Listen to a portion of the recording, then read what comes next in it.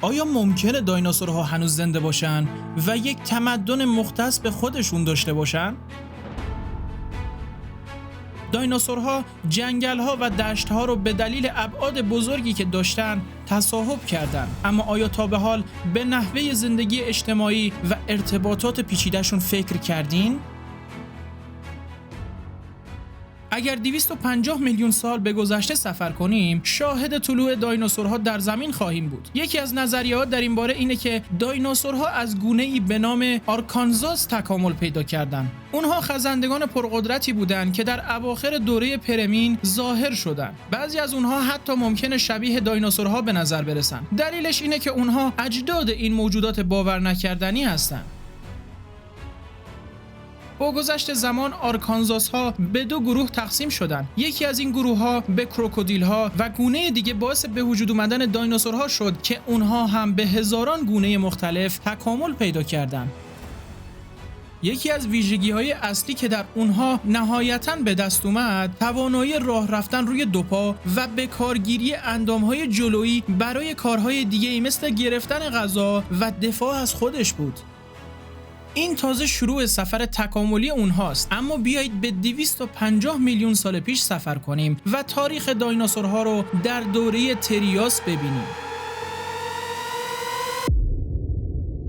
با ورود به این دوره جدید متوجه میشید که دایناسورها در این طرف و اون طرف میچرخن و بسیار متفاوت‌تر از اون چیزی هستند که شما در ذهنتون انتظار دارید. به نظر میرسه یکی از اولین دایناسورهایی که در دوره آرکانزاس پدیدار شد ایگل رپتور بود. این پسر کوچولو حدوداً به اندازه یک سگ بود. قدی در حدود 1 متر داشت و 10 کیلو هم وزن.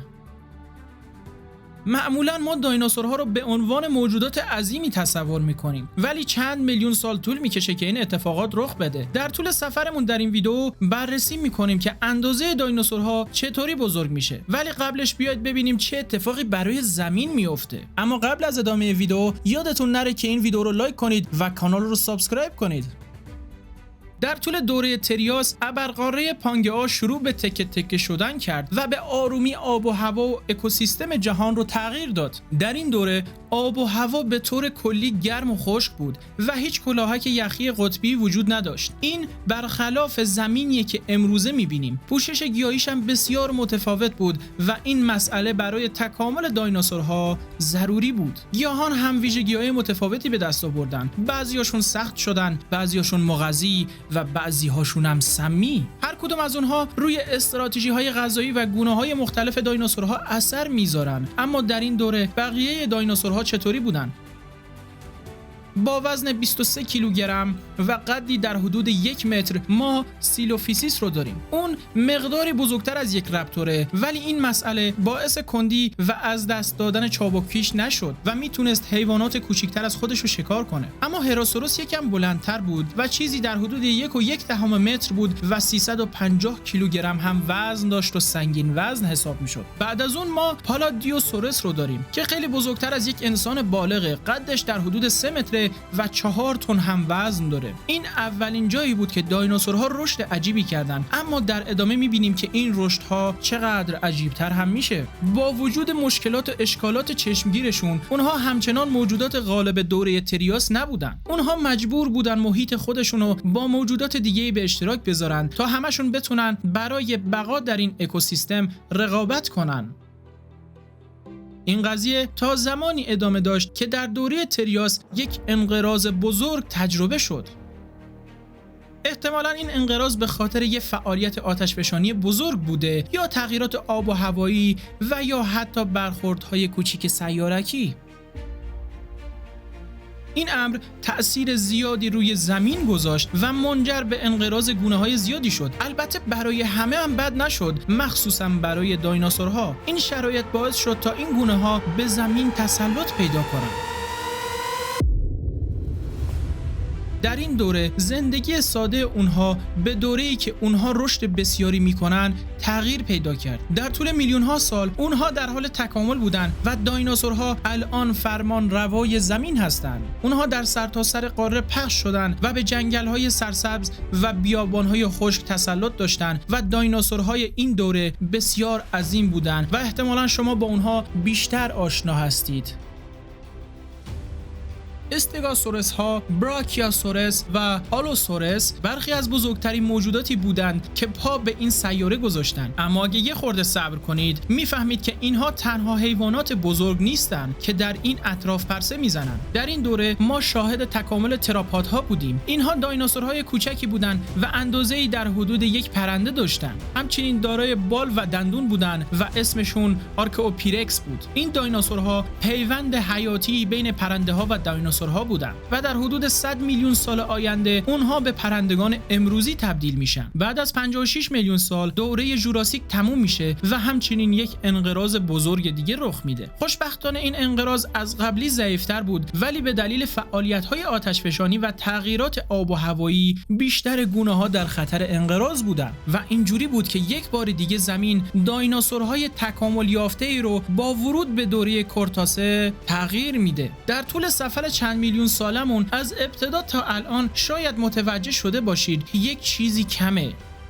یکی از بزرگترین ستاره‌های دایناسورها که هنوز ظاهر نشده. به تیرانوزاروس رکس سلام کنید. تیرکس جانوری با قد 3.7 متر و طول 12 متر بود و همچنین 9 تن هم وزن داشت. دارای دندان‌های بسیار تیز و فک قدرتمند بود. پادشاه دوره کورتاسه تیرکس بود و غالب ترین شکارچی که تاریخ به خودش دیده. این شکارچی با بینایی و بویایی قویش شکار خودش رو دنبال می‌کرد.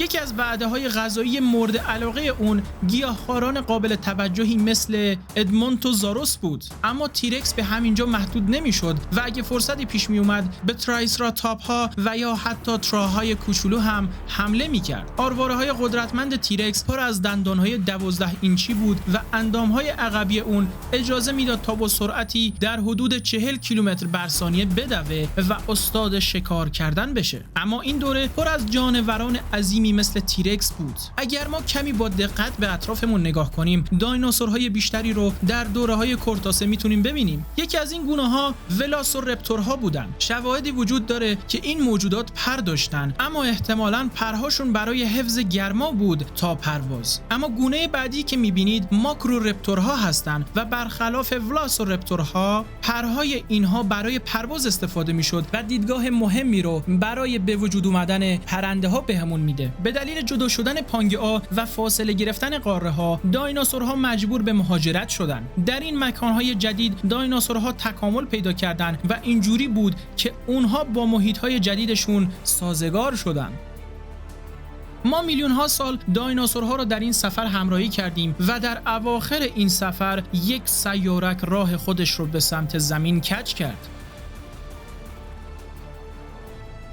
با برخورد این سیارک دهانه عظیمی به عرض 150 کیلومتر و عمق 20 کیلومتر ایجاد شد. طبیعتاً چیزی به این بزرگی تأثیر مخربی بر جهان میذاره، یک تأثیر همیشگی. درسته که انفجار این سیارک بسیار بزرگ بود، ولی تأثیرات اون مدت‌ها بعد احساس میشه و محیط به شدت عوض میشه. کاهش قابل توجه دما به خاطر اینکه نور خورشید مسدود شده اتفاق میفته. این نه تنها بر سلامت دایناسورها بلکه بر غذای اونها هم تأثیر میذاره. در این فاجعه ویرانگر 75% از گونه‌های زمین از بین رفتن که دایناسورها هم از این قاعده مسئول نبودن. اما تمام دایناسورها منقرض نشدن. دایناسورهایی که میتونستن پرواز کنن از این فاجعه جون سالم به در بردن و در نهایت در سیل تکاملی خودشون به پرندگان امروزی تبدیل شدن.